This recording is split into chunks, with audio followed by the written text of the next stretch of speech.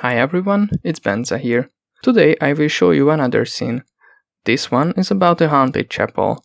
I have not done any night environment scene before, but despite that I think it turned out alright. I have at least one more night scene that I want to make sometimes in the future, and after that, we shall see. As usual, I linked all assets I used in the description. I hope you will enjoy the video.